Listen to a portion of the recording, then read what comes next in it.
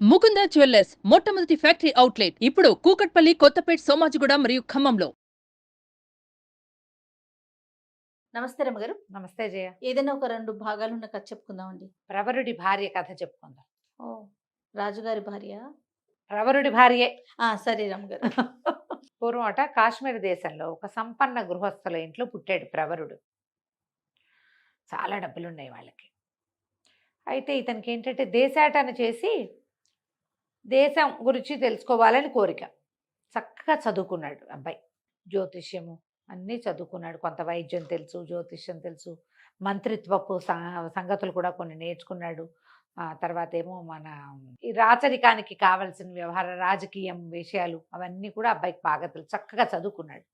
చదువు అయిపోయిన తర్వాత ఇంకా వివాహము, వ్యాపారము, సెటిల్మెంటు అవి ఆలోచించకుండా కొంతకాలం దేశాటన చేయాలని బాగా ధనము తీసుకుని ఒక చక్కగా మంచి గుర్రాన్ని వేసుకుని ఎన్నో ఊళ్ళు తిరిగాడు.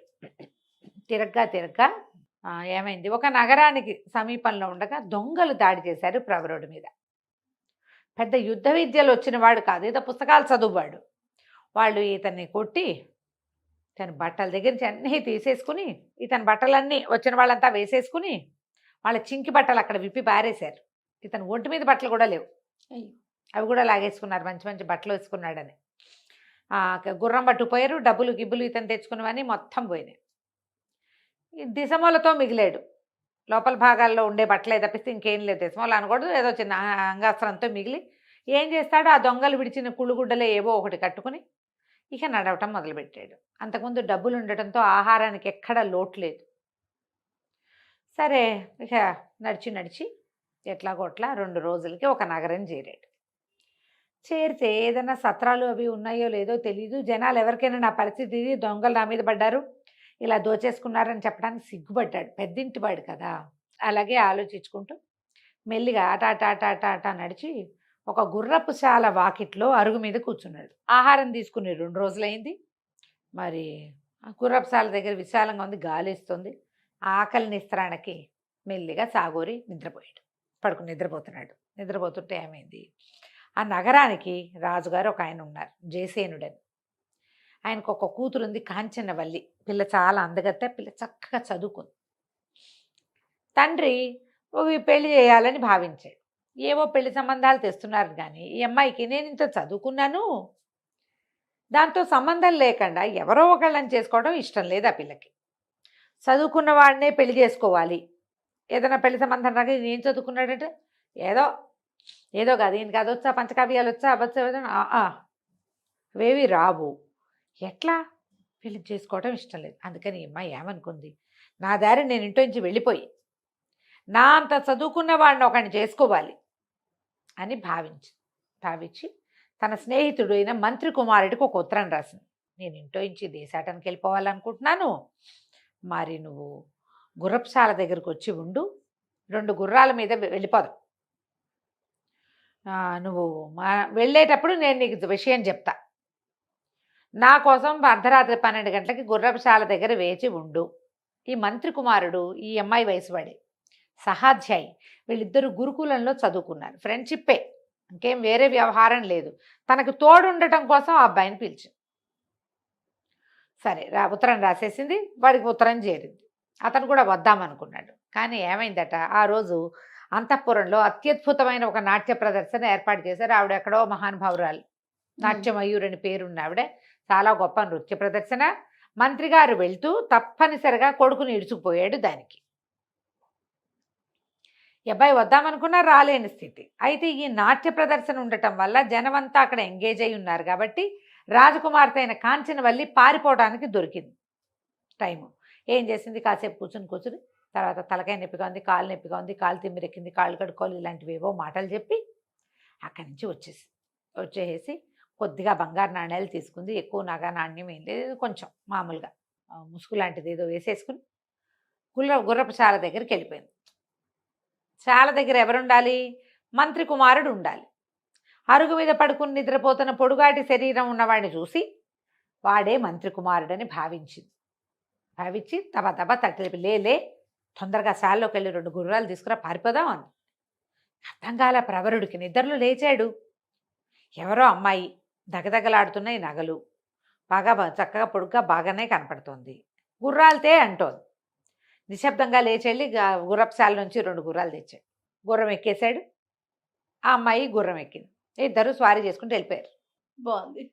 తెల్లవారేదాకా ప్రయాణం చేశారు. ఎటో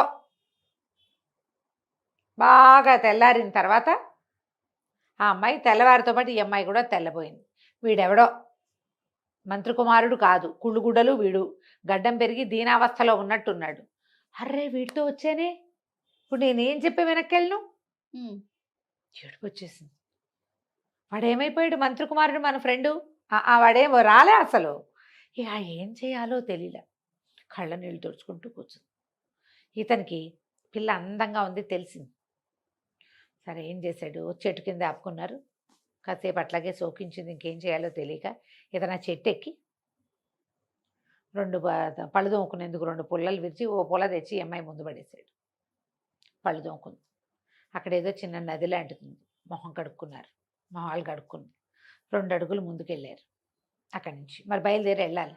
ఆ నది బల్లకట్టు దాటడానికి ఒక అవకాశం ఉన్న ప్రాంతానికి చేరారు. చేరితే ఏమైంది, బల్లకట్టు మీద ప్రయాణం చేయాలి. ఇంతలో ఆ బల్లకట్టు దగ్గర ఒక ముసలావిడ, బల్లకట్టు నడుపుతాడు కదా, పంటో ఏదో అంటారు, పంటు దాని పేరు. ఈ ఒక ప్రవాహానికి ఇటు నుంచి అటు మార్చేదమా వెళ్తుందనమాట. దాంట్లో మన వాహనాలు కూడా ఎక్కించవచ్చు. ఈ గోదావరి జిల్లాలో ఉండే వాళ్ళకి ఈ పంట సంగతి తెలుస్తుంది. అదేమిటో పంటు అంటారు, అదేమిటో ఎఫ్ఓపిఓ నాకు తెలీదు. ఓకే. మనం కొన్ని సినిమాల్లో కూడా మనకి దాటని చూస్తాం. బల్లకట్టు అంటే బల్లకట్టు అదే. అక్కడి నుంచి ఒక ముసలావిడ బతిమలాడుతుంది, బాబు బాబు డబ్బులు లేవునైనా అవతల దారి చేర్చు, బేద్దాన్ని ఎప్పుడో ఖాళీ ఉన్నప్పుడు ఇటు వచ్చాను, ఇంకా నాకు ఇక్కడ పని దొరకట్లేదని బతిమలాడుతుంటే వాడు ఒప్పుకోట్ల. నేను అటు నుంచి ఇటు నుంచి మారుస్తానా, రూపాయి లేకుండా నేను ఎట్లా చేస్తాను, నేను అట్లా చేయను అన్నాడు. ఇప్పుడు డబ్బులు కావాలి అని అర్థమైంది ఈ కుర్రాడికి, ప్రవరుడికి. ఆ అమ్మాయికి వీడి దగ్గర ఏం డబ్బులు ఉన్నాయి, వీడితో అంతా దొంగలెత్తిపోయారు కదా. చూసేసరికి ఆవిడేం చేసింది, ఇంకేం చేస్తుంది, వీడితో వచ్చాం వీడితోటే ఉండాలిగా. ఆ కొంగు చివరి మూట కట్టుకొచ్చింది నాణేలు. ఓ నాణ్యం తీసి అక్కడ పెట్టింది. ఇతను ఏమన్నాడు, ఆ ప్రవరుడు ఆ బల్లకట్టు వాడితోటి, బాబు మమ్మల్ని పడవ దాటిచ్చు, నది దాటిచ్చు, మాతో పాటు ఈ ముసలమ్మని కూడా రాని, మా డబ్బులకి ఒక నాణ్యం ఒక్కర్లా దానికి, అందులో పావు వంతే సరిపోతుంది. కానీ ముసలావిడిని కూడా, మరి వీళ్ళ దగ్గర చిన్న నాణ్యాలు ఇవ్వడేమి చిల్లర ఇవ్వాల, ఈవిడిని కూడా ఎక్కించుకో, మా గుర్రాలను కూడా ఎక్కించుకుంటామని చెప్పాడు. చెప్తే సరేనన్నాడు. ముసలావిడ కూడా వచ్చింది.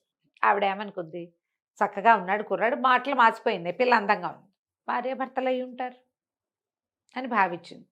యువతలకు వచ్చాక ఏమంది, అది హేలాపురం అని ఒక నగరం. ముసలావిడ చెప్పింది, బాబు నన్ను మీతో పాటు తీసుకెళ్ళండి, ఏదో వండి పెట్టి మీ వెనకాల ఉంటాను, పని చేసి పెడతాను నాయన, ఎటాగో నా పొట్టు ఇట్టగే పోసుకోవాలంటే, అట్లాగే అవ్వా కాలో గంజో కలిసే తాగుదాందా మాతోటి అని చెప్పి. ఇప్పుడు రాజకుమార్తెకి అట్లా ఎవరితోటైనా సాయిలా పాయిలాగా మాట్లాడడం రాదు, ప్రవరుడికి వచ్చు. ఎందుకంటే ఇతను ఆల్రెడీ కొన్ని నెలలుగా ప్రయాణాల్లో ఉన్నాడు, బయట తిరుగుతున్నాడు కదా, మంచిగా మాట్లాడాలి పెద్దవాళ్ళతో. ఇక ఆ ముసలమ్మని వెంట పెట్టుకుని ఆ నది దీని నుంచి హేలాపురంలోకి ప్రవేశించారు. 2-3 కలిసి వెళ్ళి లోపలికి వెళ్ళారు. ఓ సత్రం ఏదో దొరికింది. ఆ సత్రంలో శుభ్రంగా భోజనాలు చేసి పడుకున్నారు. పడుకుని మెల్లిగా ప్రయాణం చేసి నగరంలోకి వెళ్ళారు.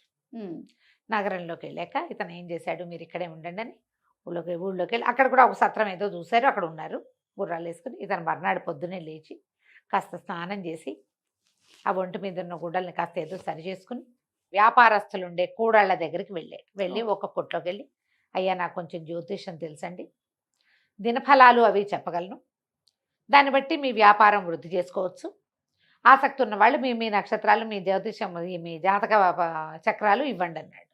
అందరికీ ఉండదు కానీ కొంతమందికి ఇంట్రెస్ట్ ఉంటుంది. ఒక 4-5 ఇవి ఇచ్చారు. ఇవ్వగానే ఇతను ఏం చేశాడు, అందరికీ చూసి, ఈ సమయం మీకు బాగోలేదండి, ఇక్కడ ఒక ఎర్రటి వస్త్రం కట్టండి, మీరు తెల్లచొక్కా వేసి కూర్చోండి, ఈ వస్తువే మీరు ఇవాళ బాగా అమ్మండి, దాన్ని ఎక్కువ తెచ్చిపెట్టుకోండి, అది మీకు అమ్ముడవుతుందని 3 ఏమో చెప్పాడు. వాళ్ళు 3 వస్తువులు అవన్నీ తెచ్చిపెట్టుకుని, బాబు కొన్ని సామాన్లు తీసుకెళ్ళండి, పప్పు ఉప్పు ఆ రోజుకి సరిపడా వంట సామాన్లు ఇచ్చేశారు. ఇతను ఏం చేశాడు, సత్రానికి వచ్చి ఆ అవ్వతోటి, ఇదిగో సామాన్లు తెచ్చానవ్వ, వంట చేసేసి అంటే వంట చేసేసారు. రాజకుమార్తె నిశ్శబ్దంగా తినేసింది. ఇతను ఆ అమ్మాయి వైపు చూడలేదు, ఆ అమ్మాయితో మాట్లాడలేదు. మధ్యలో ఈ అవ్వ ఉంది తడిక.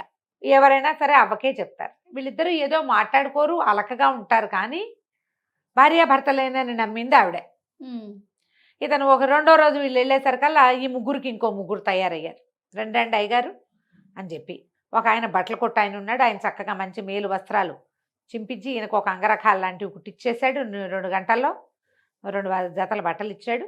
స్త్రీజనం ఉన్నారని తెలుసుకుని ముసలమ్మకు 2 చీరలు, రాకుమార్తెకు 2 వస్త్రాలు ఇచ్చాడు. వ్యాపారం వాళ్ళది అభివృద్ధి అవుతుంది. క్రమంగా ఈయనకి క్లయింట్స్ పెరిగారు. పెరిగారు. పెరగ్గా ముందుకెళ్తుంటే ఏముంది, క్రమంగా వీళ్ళు వంట చేసుకునే సాధనాలు పెరిగినాయి. చక్కగా వంట రుచికరంగా పెరిగింది. ఇతనికి మంచి పేరు వచ్చింది. వ్యాపార సముదాయాల్లో అందరూ మంచి మంచి మాటలే చెప్పుకుంటున్నారు. క్రమంగా ఇతనికి ఏమేమి వచ్చు అని తెలుసుకున్నారు. ఈ అబ్బాయి జమాలజీ వచ్చు ఇతనికి. రత్నాలని గణించటం, ఈ రత్నం మంచిదా కాదా, దీనికి ఇంత రేటు పెట్టచ్చా పెట్టకూడదా అవి కూడా చెప్పగలడు. బాగా వ్యాపార సముదాయాల్లో ఎంత పేరు వచ్చిందో, చాలా పేరు వచ్చింది. ఆ ఊళ్ళో ఉన్న రత్నాల వర్తకుల్లో ఒక ఆయన, అయ్యగారు మీరు అటు ఇటు తిరగద్దు, మా కొట్లో నౌకరికి ఉండండి. వీళ్ళందరికీ మంచి మాటలు చెప్తూ వాళ్ళ దగ్గర నుంచి వచ్చేది వస్తూ ఉంటుంది. నేను నెల జీతం ఇస్తా, నాకు రోజు వచ్చే వజ్రాలని వాటి వెల వాటి ఇది దానికోసం మీరు మాకు పనిచేయాలి చేస్తారు కదా, నాణ్యత చూడడానికి దాన్ని ఏదో అప్రైజరో ఏదో అంటారు, ఉండండి అన్నారు. సరే అక్కడే ఉన్నాడు. నెల జీతాలు వస్తున్నాయి. చక్కగా ఇల్లు వాకిలి ఏర్పరచుకున్నాడు. ఆ అమ్మాయిని పెట్టుకుని ఉన్నాడు. కాంచనవల్లి ఇతని భార్యగానే చెలామణి అవుతుంది, కానీ వాళ్ళిద్దరి మధ్య మాటలు కూడా లేవు. సరే ఏమైంది, ఆ కందర్పకేతు అని ఆ హేలాపురి నగరానికి రాజు. ఆయన దగ్గరికి ఎవరో ఒక వర్తకుడు ఒక బ్రహ్మాండమైన వజ్రం తెచ్చాడు. కోట్లు విలువ చేసేది. రేటు కట్టించి తీసుకుంటామన్నాడు రాజు. ఈ ఊళ్ళో ఉన్న వజ్రాల వర్తకులు రత్నాల వర్తకులు ఉంటారు కదా, వీళ్ళందరినీ పిలిచాడు కందర్పకేతువు. పిలిస్తే అందరూ వచ్చారు. వీళ్లలో మన ప్రవరుణ్ణి నౌకరికి ఉంచుకున్న ఆయనకు కూడా పిలిపి వచ్చింది. ఆయన వెళ్తూ రండి బాబు అని ఈయన్ని కూడా వెంబడి పెట్టుకెళ్ళాడు. ప్రవరుణ్ణి కూడా అందరూ 50 లక్షలు అన్నారు, 70 లక్షలు అన్నారు, 1 కోటి అన్నారు, 2 కోట్లు అన్నారు. ప్రవరుడు వంత వస్తే బాగా చూసి రూపాయి దీని విలువ. ఆ రూపాయి కూడా దీన్ని నగిషి పెట్టాడు కదా, ఒకడు వజ్రాన్ని చేస్తారు కదా, నగిషి పెడతారు కోణాలు వచ్చేలాగా. ఆ పనివాడికి ఆ రూపాయి ఇవ్వాలి, ఇది గుడ్డి గవ్వకి విలువ చేయదు. పని చేశాడు కాబట్టి వాడికి రూపాయి అనగానే ఆ వర్తకుడు పెద్ద పెద్ద కేకలు పెట్టాడు. ఇంత మాట అంటావా, వీళ్ళందరూ కోట్లు చెప్తే నువ్వు ఈ మాట అంటావా, ప్రూవ్ చేయి, దీన్ని ప్రూవ్ చేయండి అంటే ప్రూవ్ చేస్తానని ప్రవరుడు ఏం చేశాడు, ఒక ఇనప రాయి ఒకటి తెప్పించండి, 1 కేజీ రవీసరాయి లాంటిది. ఈ ప్రవరుడు ఆ రాయి తెప్పించగానే ఈ వజ్రాన్ని వేసి దానికి వేసుకుంటాడు. మామూలుగా వజ్రం పగలదు, ముక్కా చెక్క అయిపోయింది, గాజురాయి పగిలినట్టు. పగిలేసరికల్లా వర్తకుడు ఏడుపు ఒకటే తక్కువగా వెళ్ళిపోయాడు. ఆ అమ్మడానికి వచ్చినవాడు. కందర్పకేతు ఆశ్చర్యపోయాడు, ఇంతమంది చేయలేని పని వీడు చేయగలిగాడు.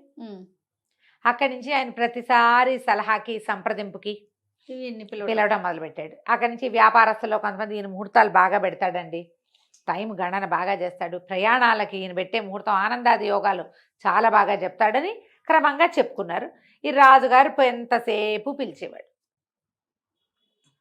పిలిచి కొన్నాళ్ళకి ఏమైంది, కందర్పకేతువు గారి మంత్రి చనిపోయాడు. ఈయనకి ఏమనిపించింది, మనం ప్రవరుణ్ణే పెట్టుకుందాం మంత్రిగా. ఇతనికి అన్ని విషయాలు తెలుసు, రాజకీయ వ్యవహారాలు తెలుసు, జ్యోతిష వ్యవహారము తెలుసు, రత్నాలు రాసులు వాటి గురించి కూడా, యుద్ధ విద్యలు రావంతే కానీ వాటి విషయం తెలుసు ఇతనికి. అందుకని ప్రవరుణ్ణి మంత్రిని చేశారు. మంత్రి అయ్యాక అప్పుడు ప్రవరుడి కుటుంబం గురించి అందరికీ ప్రశ్న వచ్చింది, ఎవరు ఏమిటి ఏంటి సంగతి అని. అయితే ఈ ప్రవరుడిట్లో ఒక చాకలమ్మాయి బట్టలు ఉతికేది. ఆవిడే రాణిగారి అంతఃపురం, అమ్మాయే రాణిగారి అంతఃపురానికి కూడా వచ్చేది. దాని ద్వారా మంత్రి గారు ప్రవరుడి భార్య మహాద్భుత సౌందర్యవతని ప్రచారంలోకి వచ్చింది. రాజుగారికి రాణిగారికి తెలిసింది, అబ్బో కొత్త మంత్రి గారి భార్య భలే అందగత్తెండి, చాకలు చెప్పిందని చెప్పి ఈయనకి ఆ సౌందర్యవతిని చూద్దామనిపించింది రాజుగారికి. ప్రవరుడి భార్య చాలా అందగత్తెని చాకలు దాని వల్ల విని రాజుగారు చూద్దాం అనుకున్నాడు. కాకపోతే మీ ఆవిడని చూపించు అంటే బాగోదు కాదు రమ్మగారు, బాగుంది అనగానే కదా, మామూలుగా చూద్దాం అనుకున్నాడు. అయితే ఏమైంది, ఎలా పిలుస్తాం, ఎలా చూపించమని అడుగుతాం, అందుకని బాగా ఆలోచించి ఇవాళ భోజనానికి రండి మా ఇంటికి అని రాజుగారు ప్రవరుణ్ణి పిలిచాడు. ప్రవరుణ్ణి తనతో పాటు సహపంక్తి భోజనాన్ని కూర్చోబెట్టుకుని రాణిగారితో వడ్డం చేయించాడు. ఇప్పుడు రాణిగారే వడ్డం చేసినప్పుడు రేపొద్దున మనం కూడా భోజనాన్ని పిలిస్తే మన ఆవిడే వడ్డించాలి. అర్థం కాలే. మీ ఇంటికి భోజనానికి ఎప్పుడు పిలుస్తున్నావు నన్ను అని హింట్గా అడిగాడు. అడిగేసరికి తనకి తెలియలా ఏం చేయాలో. పెళ్ళన్నా చేసుకోలేదా, పిల్లెవరో ఏదో వచ్చేసింది మన వెనకాల. ఇది అవివాహిత అమ్మాయిని, పరస్త్రీని ఎట్లా భోజనం వంట చెయ్యని ఎట్లా చెప్తాము అని ఈయన ఆలోచించుకుంటూ కూర్చున్నాడు ఇంటికి వెళ్ళాక. ఇక్కడికి రాజుగారింటికి తీసుకొచ్చాడు మరి. లేదు, తను ఒక్కడే వచ్చాడు భోజనానికి. ఆహా. ఇప్పుడు రాజేమో రాణితో వడ్డింపించాడు. ఓ, అక్కడ అక్కడ మరి ఇప్పుడు మన ఇంట్లో మన భార్యతో వడ్డించాలి. పని వాళ్ళు వడ్డిస్తే బాగోదు. అందరు బోళ్ళంతా పరిచారికా జనం ఉండి రాణిగారి స్వయంగా వడ్డించినప్పుడు ఇంటికైనా ఇల్లాలు వడ్డించొద్దు ఆలోచిస్తున్నాడు. సరే ఆ పూట భోజనానికి రాత్రి ఏమిటి ఇతనికి, ఆ అమ్మాయికి ఏమనిపించింది, ఇతను ఏదో నా విషయమే మొహమాట పడుతున్నాడు ఏదో అడగడానికి అనుకుని ముసలమ్మతో ఏం చెప్పిందంటే, ఏం కావాలంటే అది చెప్పమనవ్వా, తను అడిగితే చెయ్యని వాళ్ళు ఎవరిక్కడ, విషయం చెప్పమను, భోజనానికి రమ్మను అని పిలిచింది. ఓ గదిలోనే ఆయన అటు ఈవిడిటు కూర్చుని తినేవాళ్ళు. అప్పుడు ఈయన ఏం చెప్పాడు, సరే అవ్వ రమ్మందిగా భోజనానికి రమ్మంది, అమ్మాయి నువ్వు చెప్తే కాదని వాళ్ళు ఎవరిక్కడ అంటోంది, ఏమిటో నీ మనసులో ఉన్నమాట చెప్పునైనా అంటే, రాజుగారింట్లో భోజనానికి వెళ్ళాను, వాళ్ళ ఇంట్లో ఏమో రాణిగారితో వడ్డించారు, నీ ఇంటికి భోజనానికి ఎప్పుడు పిలుస్తావో, నువ్వు మంత్రి అయ్యావు అని అడిగాడు. ఎట్లా పిలవాలా అని భయంగా ఉంది అంటే, అందులో వెంటనే ఈ అమ్మాయి ఏముంది ఆ పక్కన అన్నం తింటూ, రాజకుమారి కాంచన్మల్లి, ఏముంది ఇందులో, నాకైనా వంటరాందాన్ని కాను, నేను అన్ని శాస్త్రాలతో పాటు పాకశాస్త్రము నేర్చుకున్నా, వడ్డన చేయటం వచ్చు, రమ్మను, నువ్వు ఏ రోజు భోజనాన్ని పిలిస్తే ఆ రోజున కూర్చోబెట్టి నన్ను భోజనం పెట్టట్లేదు, నాకు సంపాదించి నన్ను పోషిస్తున్న మనిషి ఆయన అవుననుకుంటే నేను కాదని ఎందుకంటాను, పిలవమను ఏ రోజుకి భోజనాన్ని పిలుస్తానంటే ఆ రోజు కానీ తను సంతోషించాడు. రాజుగారి గోల ఏమిటి, ఇవాళ మంత్రి అయ్యాడు కానీ ప్రవరుడు సామాన్యుడు, అతను ఏ స్థితిలో ఈ ఊళ్ళో హేలాపురి నగరంలోకి వచ్చాడో వర్తకులు చాలామంది చెప్పారు, బహుపేదగా వచ్చాడు, మా అందరికీ మంచి చేసి ఆయన పెద్దవాడయ్యాడు అని. అంత పేదవాడికి ఇంత బ్యూటిఫుల్ వైఫ్ ఎలా ఉండొచ్చు అనుకో, రాజుకు అలా అనిపించింది. ఆయనకు చూద్దామని అక్కడి నుంచి ఏం చేసింది, ఫలానా రోజు రాజుగారి భోజనానికి వస్తాడని చెప్పారు. ఆ రోజున ఈ అమ్మాయి చేతనైనంత చక్కటివి వాళ్ళ ఊరి వంటకాలన్నీ వండి ఏం చేసింది, చకచకా బట్టలు మార్చుకోవటం ఒక విద్య వచ్చు ఆ అమ్మాయికి, చట్టుకుని డ్రెస్ చేంజ్ చేసుకోగలదు. కొంతమంది చేస్తారు చూడు, నేను 2 నిమిషాల్లో వచ్చేస్తానంటావు నువ్వు. ఈ అమ్మాయి ఏం చేసింది, మొదట రాజుగారికి వడ్డం చేసినప్పుడు జారుముడి లేత రంగు పట్టుచీర కట్టుకుని, సగం మారు వడ్డనకి ఇంకో రకం అలంకారంతో జారుముడి మానేసి చక్కమని జుట్టు పైకి ముడుచుకుని దాని నిండా పువ్వులు పెట్టుకుని లేత రంగు చీర విడిచి ముదురు రంగు చీర కట్టుకుని రెండోసారి వచ్చింది. మామూలుగా అన్నీ వడ్డించాక నెయ్యి వేసేటప్పటి వరకు ఒకటి, కూర్చున్నాక కూరలు పప్పు మళ్ళీ అందిస్తాంగా మారువడ్డని అంటారు. రెండోసారికి ఏమో 2 నిమిషాల్లో వీళ్ళు పరిచయం బట్టి తిని 4 ముద్దలు తిని కూర పప్పుల్లోకి మళ్ళీ వచ్చేసరికి రెండో అవతారంతో వచ్చింది. ఈయన మొదట వచ్చిన అమ్మాయిని చూశాడు, రెండోసారి వచ్చిన అమ్మాయిని చూశాడు, వీళ్ళిద్దరూ ఒకటేననుకోలే రాజు. ఇంటికి వెళ్ళాక ఏమో ప్రవరుడికి ఒక భార్య అనుకుంటున్నాం, కాదు 2 భార్యలు చక్కటి చుక్కలు అనుకో, ఇద్దరును పోనీలే. ఒక అమ్మాయి ఒక రవ సన్నగా ఉంది, రెండో అమ్మాయి ఒక రవ స్థూలంగా ఉంది, చక్కగా ఉన్నారు. ఎందుకంటే లేత రంగు చీరల్లో అంత సన్నగా కనపడరు, ముదురు రంగు చీరల్లో స్లిమ్గా కనిపిస్తారు. ఆశ్చర్యపోయింది. అవునా అంది రాణిగారు. ఆవిడకు కూడా ఆ అందగత్తి ఏమిటో చూద్దామనిపించింది. రాజుగారు రకరకాల సౌందర్యవతలను చూసేవాడు. ప్రవరుడి భార్య చూడచక్కని చుక్క, 2 చుక్కలు అని చెప్తే 2 చుక్కల్ని చూడొద్దు మనం. అందుకని ఏమండి వచ్చే చంద్రోదయానికి పౌర్ణమికి మనం సముద్ర స్నానానికి వెళ్తాం కదా, సరిగంగ స్నానాలు చేస్తారు, కొంగులు కట్టుకుని సరిగంగ స్నానం చేస్తారు. సరిగంగ స్నానాలు వినుంటావు కదా నువ్వు. ఆ సరిగంగ స్నానం అంటే ఏంటంటే 2 భార్యాభర్త ఇద్దరు కొంగులు ముడివేసుకుని ఒకేసారి మునుగుతారు. వాళ్ళు కూడా మనతో పాటు సరిగంగ స్నానాలు చేస్తారు, రమ్మనండి. రాజుగారు చెప్పారు, రాణిగారు ఇలా ముచ్చట పడుతుందా, మీ ఆవిళ్ళ ఇద్దరిని తీసుకురానగా నేను బిక్కచచ్చిపోయాడు. ఇప్పుడు ఏమిటి వంట చేసి వడ్డం చేయమంటే చేసేది, కానీ నాతో పాటు కొంగులు కట్టుకుని సరిగంగ స్నానాలు చేయంటే పైగా ఇద్దరు, ఒక్కరికే లేదు ఇక్కడ. అక్కడి నుంచి రాత్రి మళ్ళీ బికమం వేసుకుని కూర్చున్నాడు. నాకు అన్నం వద్దవా, ఆకలేయటం లేదన్నాడు. అనేసరికల్లా అమ్మాయి ఏమంది, ఈ అభోజనాలు ఏమిటి పూట ఏమిటో చెప్పాను మనసులో ఉన్న మాట, వంట చేసి వడ్డించిన దాన్ని తతిమావి చేయను, అవి కూడా చేస్తా, అదేమిటో చెప్పమని. అనేసరికల్లా ఇతను ఏం చెప్పాడు, ఈ విషయం అంతా చెప్పుకొచ్చాడు. రేపు అర్ధోదయం అవుతుంది, చంద్రోదయం, అప్పుడేమో సరిగంగ స్నానాలట, రాజుగారు రాణిగారు వెళ్తారట, అమ్మాయిని కూడా తీసుకురమ్మని, అమ్మాయిలు ఇద్దరిని తీసుకురమ్మంటున్నారు. ఒక అమ్మాయి అనుకుంటే 2 అమ్మాయిలు అయింది, ఏం చేయాలంటే ఈవిడంతా అంతే కదా, వంట చేసిన దాన్ని ఇది చేయనా, చేస్తాను, ఏం పర్వాలేదు, రమ్మను, అలాగే వెళ్దాం. అయితే నేను చెప్పినట్టు చెయ్యాలి. ఏం చెయ్యాలి? 7 పల్లకీలు, 7 వారాల నగలు ఏర్పాటు చేయమను అని చెప్పి.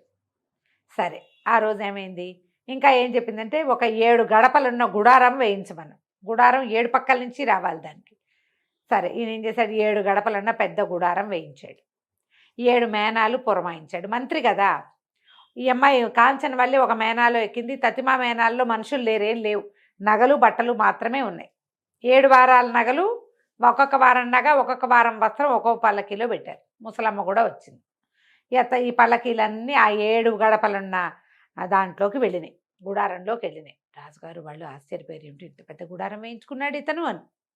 అక్కడి నుంచి ఈ అమ్మాయి ఏం చేసింది, ఒక్కొక్క రకం వస్త్రము ధరించి, ఒక్కో రంగు ఒక్కో రకం నగలు ధరించి ప్రతిసారి ప్రవరుడితో కొంగులు కట్టుకుని సముద్రంలో మునిగింది. 7 భార్యలు ప్రవరుడు కనుక్కున్నారు వాళ్ళు. రామ.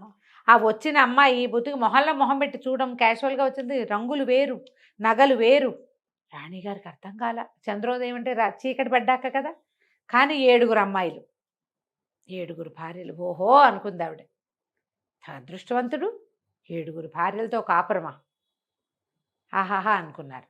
సరిగా ఇంకా స్నానాలు అయిపోయినాయి, ఇంటికి వచ్చేసారు. రాణిగారు ఏం చేసింది, 7 వస్త్రాలు, నగలు పంపించింది. 7 యువరాణులకి, 7 మంత్రి గారి భార్యలకి బహుమానాలు పంపింది.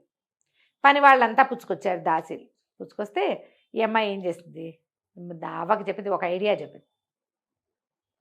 అవ్వ వచ్చి వీళ్ళకి చెప్పింది, అమ్మ వాళ్ళు 7 కాదు 8 మంది, శ్రీకృష్ణుడు అష్టభార్యలాగా ఒకళ్ళు ఉన్న చోటకి ఒకళ్ళు రారు, ఒకళ్ళతో ఒకళ్ళు మాట్లాడుకోరు. 8 మంది భార్యలమ్మ ప్రవరుడికి. శ్రీకృష్ణులాగా అష్టభార్యలు ఉన్నారంటే దాసీలు పరిగెత్తుకుంటూ పోయి ఇంకో భార్య ఉందిటండి, ఆవిడ కూడా ఒక బహుమతి ఇవ్వండి అని మొత్తం బహుమతులు పుచ్చుకొచ్చారు. ఈ అమ్మాయి 8 సార్లు 8 రకాల బట్టలు కట్టుకుని, 8 రకాల తల మేకప్ చేసుకుని, 8 రకాల కంఠాలతో మాట్లాడి 8 బహుమతులు పుచ్చుకుంది. రాణిగారు ఎంత ఆశ్చర్యపోయిందో, ఇంతంత అందగత్తెలట దొరికారు ఇతనికి. చాలా ఆశ్చర్యపోయింది. ఈయన ప్రభ మామూలుగా లేదు రాజ్యంలో. ఆనాటి రాత్రి ప్రవరుడు భోజనం చేస్తుంటే ఆ అమ్మాయి భోజనం చేయకుండా ఏం చేస్తుంది, రోజు వడ్డించేదానికంటే ఎక్కువ వడ్డింపిస్తే అమ్మ అవ్వ ఇంతంత పెట్టేస్తున్నావేమిటి అంటే పక్కన కూర్చుని ఏమందంటే, ఆయన మిగిలిస్తే తినేందుకు ఉన్నారులే అని చెప్పవ్వా. మగవాళ్ళు మిగిలిస్తే తినేవాళ్ళు ఎవరు, భార్యలే అనేసరికి తనకు ఆశ్చర్యం వేసింది. కంచంలో అన్ని వస్తువులు వదిలిపెట్టాడు, అన్నీ తిన్నాడు. సగం తను తినగలిగినంత మిగిలింది వదిలిపెట్టాడు. ఆ అమ్మాయి భోజనం చేశాక తమలపాకులు పుచ్చుకొచ్చింది. ఈ తమలపాకులు ఎవరిస్తారంటే భార్యలే ఇచ్చేవాళ్ళు ఆ కాలంలో. మామూలుగా రాజకుమారులకి వాళ్ళకి తాంబూల కరండ వాహిని అని ఈ తాంబూలం పుచ్చుకు తిరిగేందుకు ఒక దాసీలు కూడా ఉండేవాళ్ళు. మనం అప్పుడెప్పుడో కాశీ మజిలీలో చంద్రాపేట చరిత్ర చెప్పాం కదా, అందులో కనపడుతుంది. అయితే ఈ తాంబూల కరండం ఎవరిచ్చినా కూడా వివాహం అయిన తర్వాత భార్యలు తాంబూలం ఇవ్వటం అనేది ఒక ప్రత్యేకమైన ఆచారం. మన ముందు తరాల్లో కూడా ప్రత్యేకంగా కొన్ని కమ్యూనిటీస్లో అయితే తాంబూలం వేసుకుని తీరాలి. గృహస్థు తాంబూలం వేసుకోవాలి, ముత్తైదువు తాంబూలం వేసుకుని తీరాలి. వీళ్ళకి ఆరోగ్యాలు పాడవుతాయనో ఏదో అనుకుంటా జయ, అది అలవాటు చేసేవాళ్ళు. ఎందుకంటే ఈ ప్రవాళ భస్మము, ముక్తాభస్మము వేసుకునేవాళ్ళు. కాల్షియం అవి డెవలప్ అవుతాయి. తాంబూలం వేసుకోవటం ఒక విలాసమైనప్పటికీ వివాహానంతరం గృహస్థు తాంబూలం వేసుకోవాలి, ముత్తైదు తాంబూలం వేసుకోవాలి అనేది నియమం. అయితే తాంబూలం పుచ్చుకొస్తే ఇతను అడిగాడు, తాంబూలం కూడా తెచ్చావు, మనం వివాహం చేసుకుందామని నీ ఉద్దేశం అని అడిగితే ఈ అమ్మాయి ఏమంది, భర్తను వెతుక్కుంటూనే నేను వచ్చాను, నాకు తెలియలేదు నేను భర్తతోటే వచ్చానని. మణిపూసను చూసి నేను గాజు పూస అనుకున్నాను, చాలా దుఃఖించాను మొదట. కానీ మీతో వచ్చినా కూడా ఒక మగవాడు ఆడదాంతో ఎంత అవజ్ఞగా అయినా ప్రవర్తించవచ్చు, నువ్వు అలా ఉండలేదు. నా పోషణ భారం మాత్రం నువ్వే వహించావు. భర్త వచ్చడానికి ఇంతకంటే పెద్ద అర్హత ఏమిటి? నేను ఆ నగరానికి రాజకుమార్తెనైనప్పటికీ భర్తను అనుసరించి ఉండాలనుకున్నా. అతను నాకంటే అధికుడై ఉండాలి, తెలివితేటల్లో ఎక్కువ విద్యలో అధికుడై ఉండాలనుకున్నా. అవన్నీ నీ దగ్గర ఉన్నాయి. మన వివాహం అయినట్టే, నేను నీతోటే ఉన్నా. మనం సాంఘికంగా వివాహం చేసుకోలేదు కానీ ఎప్పటి నుంచో నీకు భార్యగానే ఉంటున్నాను నేను అని చెప్పింది. సరే ఇతను ఏమన్నాడు, ముహూర్తం పెట్టించుకున్నాడు పెళ్ళికి. రాజుగారికి చెప్పాడు, నేను వివాహం చేసుకోబోతున్నానండి అని. రాజు తెల్లబోయాడు, అదేమిటోయ్ 8 మంది భార్యలుంటే ఇంకా వివాహం ఏమిటి నీకు అన్నాడు. కాదండి, ఆ 8 భార్యల వేషాలు వేసిన అమ్మాయితోటే పెళ్లి చేసుకోబోతున్నాను, ఈవిడ ఫలానా నగరపు జయంత నగరపు రాజకుమారి, ఇలా జరిగిందని మొత్తం చెప్తే రాజు ఆశ్చర్యపోయాడు. ఎంత చతురత ఉంది నీకు, మంత్రిత్వంలో చతురత ఉంటే అమ్మాయికి భార్యాత్వంలో చతురత ఉందోయ్, చాలా అదృష్టవంతుడివి అని ఈ కథ అంతా రాణిగారికి కూడా చెప్పాడు. వాళ్ళంతా చాలా ఆశ్చర్యపోయారు. తర్వాత హేలాపురి నగరంలోనే వివాహం చేసుకున్నారు. ఆ తర్వాత జయంత నగరానికి తన పుట్టినింటికి భర్తతో సహా రాజలాంఛనాలతోటి వెళ్ళింది ఈవిడ. తండ్రి వెతికాడు బోళ్ళు సంబంధాలు, ఎక్కడా కుదరలేదు. అదే మరి ఇక్కడికి మంత్రిత్వంగా చేసినటువంటి యువకుడిని వాళ్ళు రాజుని చేసుకున్నారు. రాజకుమార్తె భర్తే రాజు, నాతో సరితూగేవాడినే పెళ్లి చేసుకుంటానని ఆవిడ అనుకున్న మాటకి అలాగే జరిగిన చేసుకుంది. అలాగే న్యాయం చేసుకుంది. కథ కంచికి మనం ఇంటికి. నమస్తే. నమస్తే జీ.